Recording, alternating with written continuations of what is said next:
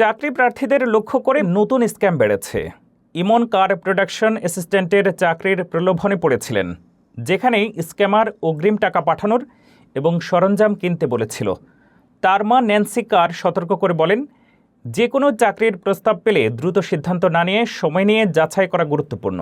বছরের প্রথম 6 মাসে ৭৫,৩৬৪টি চাকরির স্ক্যামের রিপোর্ট হয়েছে। যে কোনো চাকরি প্রস্তাব যাচাই করা, দ্রুত বিশ্বাস না করা এবং বিশ্বাসযোগ্য উৎস থেকে পরামর্শ নেওয়া জরুরি।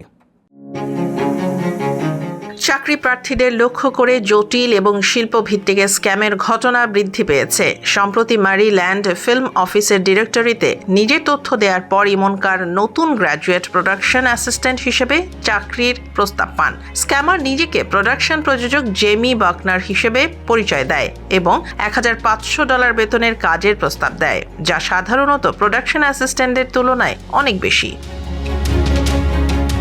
প্রথমে প্রস্তাবটি প্রলোভন স্বরূপ মনে হলেও কার আরও তথ্য চাইলে স্ক্যামার তাকে বিভিন্ন সরঞ্জাম কিনতে এবং অগ্রিম টাকা পাঠাতে বলে। তখনই কার বুঝতে পারেন এটি বৈধ নয়। তিনি তার মা ন্যান্সি কারের সঙ্গে যোগাযোগ করেন, যিনি AARPর মাধ্যমে স্ক্যামের সতর্কতা প্রচার করেন। ন্যান্সি কার বলেন, যে কোনো চাকরির প্রস্তাব পেলে দ্রুত সিদ্ধান্ত না নিয়ে সময় নিয়ে যাচাই করা গুরুত্বপূর্ণ। কোম্পানি বা হায়ারিং ম্যানেজারের নাম, স্ক্যাম বা কমপ্লেইন্ট দিয়ে খুঁজে দেখা উচিত।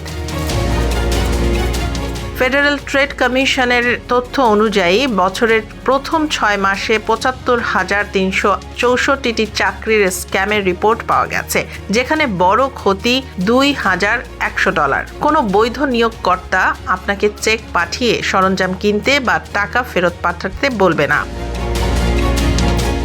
চাকরি প্রার্থীদের সতর্ক থাকা, যাচাই করা এবং বিশ্বাসযোগ্য উৎস থেকে পরামর্শ নেওয়া অত্যন্ত গুরুত্বপূর্ণ।